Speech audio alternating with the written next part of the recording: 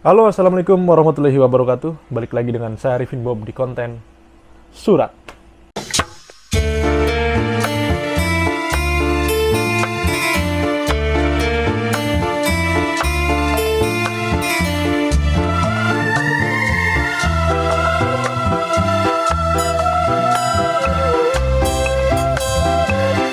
Sorry buat sobat-sobatku konten surat yang selalu setia menonton saya.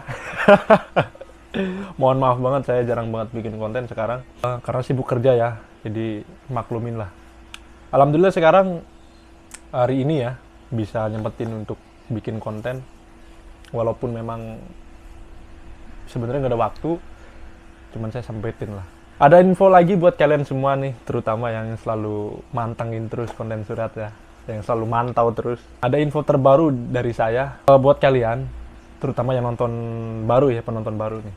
Saya pengen ngejelasin untuk topik sekarang konten surat soal resiko bekerja di Jepang, terutama di bidang, bukan di bidang, terutama mengambilnya di magang ya.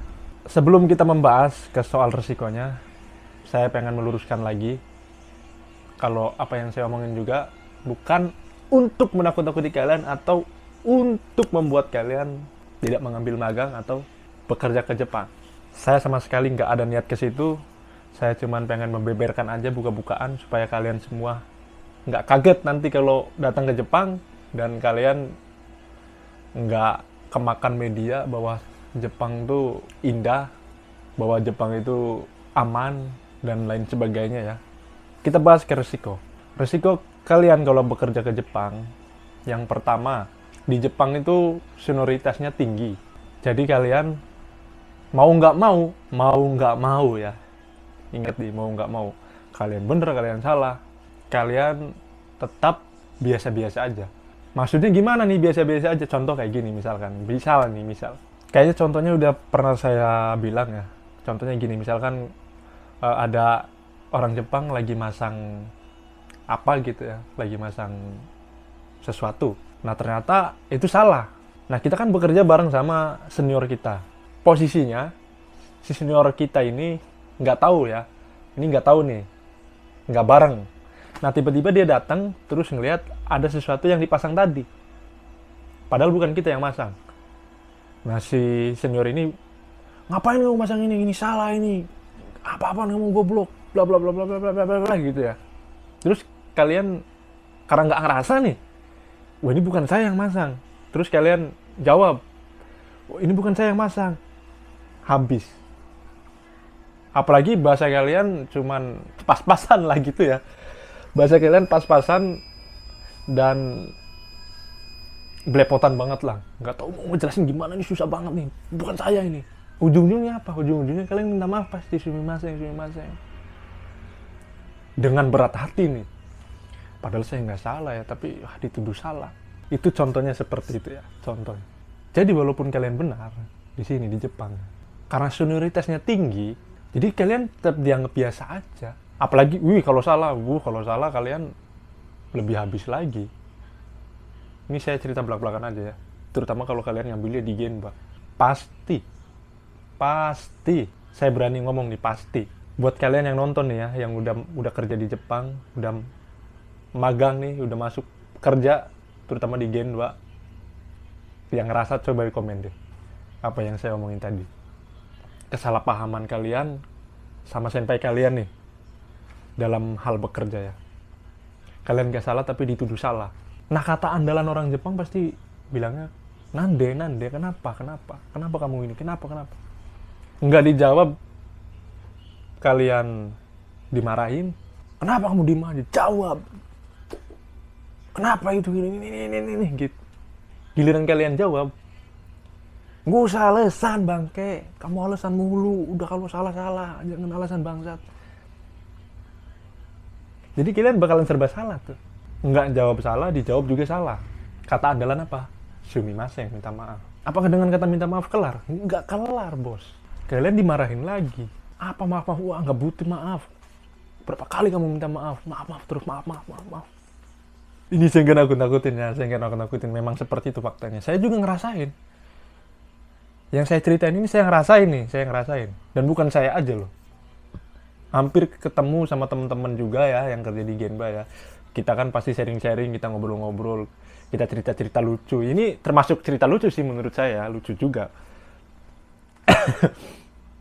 Jadi kita sering-sering ngobrol, ternyata memang yang dirasain seperti itu semua. Yang kerja di sini, kerja di Jepang. Ya udah banyak-banyak sabar. Jadi buat kalian yang pengen kerja ke Jepang, yang pengen magang ke Jepang, ya harus besar ini ya, besar sabarnya. Harus besar sabarnya. Ternyata yang saya tahu bedanya di Jepang sama di Indonesia.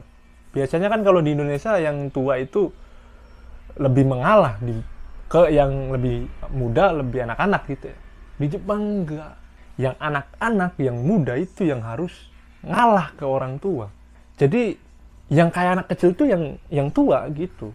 Karena senioritas sama senioritas yang tinggi. Jadi yang junior nih apa ya namanya?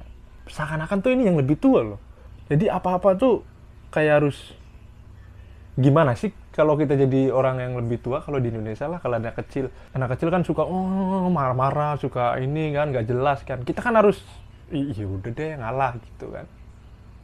Misalkan pengen minum es yang kita lagi pegang nih, sementara dia udah beli kan, ternyata nggak enak, pengen es kita kan, ya mau nggak mau kita ngalah gitu, ya kayak gitu, kurang lebih kayak gitu. Jadi nih saya ceritain ya, jadi nanti kalian kalau ke Jepang, kalian nggak usah ini ya, nggak usah apa namanya, ya emang awal-awal pasti baper, saya juga baper lah sama, tapi lama kelamaan ya kalian pasti bakalan biasa aja, dimarahin juga bakalan biasa aja.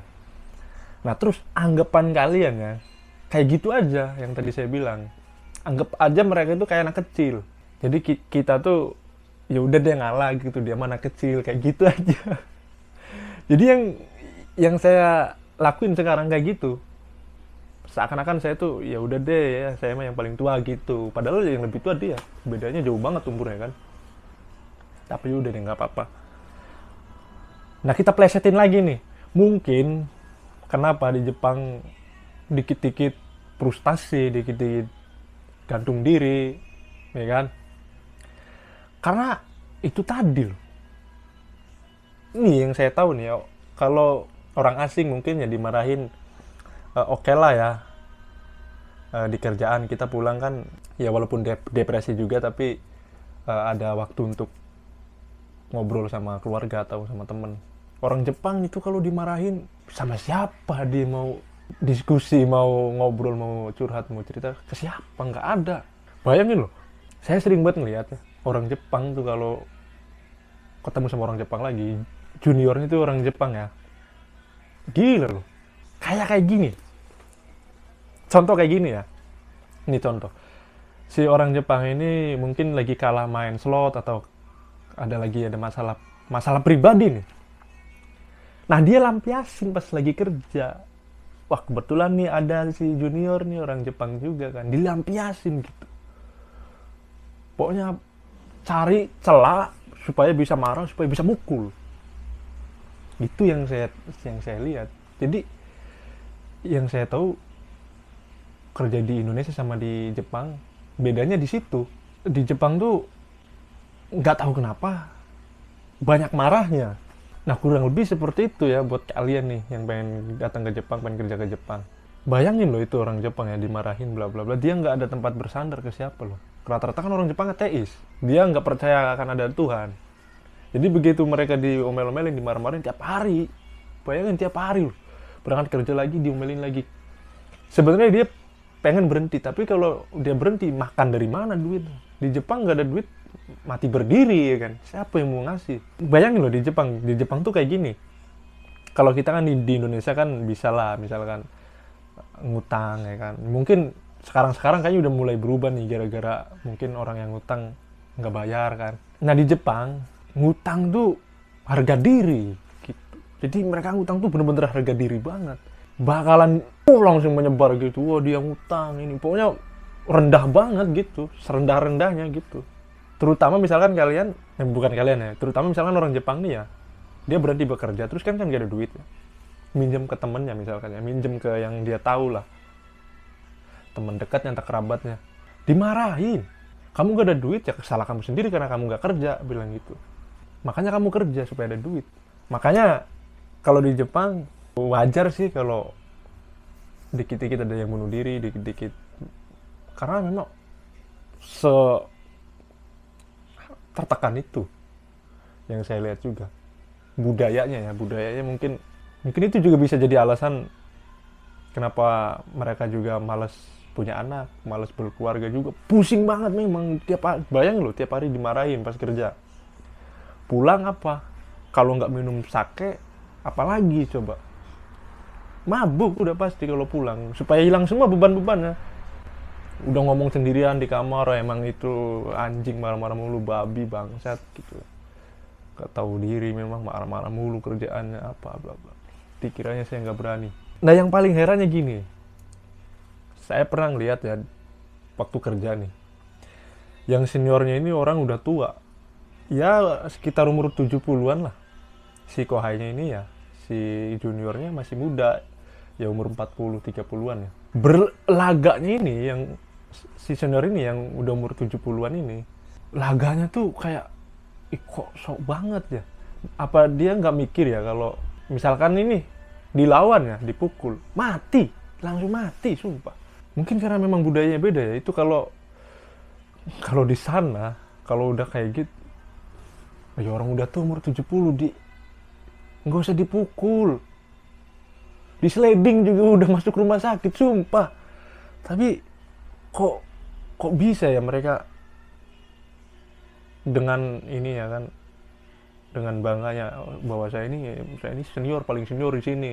Kamu nih anak kemarin sore yang baru masuk di perusahaan juga. Jadi kayak gitu. Pulang juga ya tetap kayak gitu loh. Kalau kita kan ya di sana nggak ada ya, di Indonesia kan nggak ada senioritas yang sangat tinggi banget kayak gitu kan. Iya, balik lagi budaya. Jadi buat kalian ya, ini balik lagi ke topik kita soal resiko. Jadi kerja di Jepang tuh resikonya seperti itu ya teman-teman ya. Kalian pasti bakalan ngerasain hal yang pasti kalian belum pernah ngerasain. Apapun yang pernah kalian lakuin sebelum datang ke Jepang, setiap ada masalah kalian pecahkan, kalian bisa ngurus. Di Jepang tuh kalian benar-benar dibatasi banget gitu. Kalau kalian punya masalah sama kerjaan juga benar-benar dibatasin banget, kita nggak bisa berpendapat sama sekali.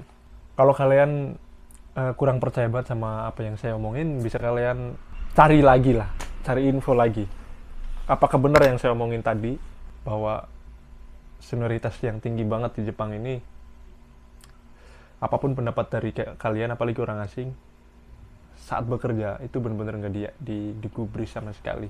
Yaudah, mungkin itu saja ya dari saya pembahasan kita kali ini ya. Mudah-mudahan bisa menjadi semangat buat kalian ya, bahan semangat buat kalian yang pengen kerja ke Jepang, pengen magang ke Jepang.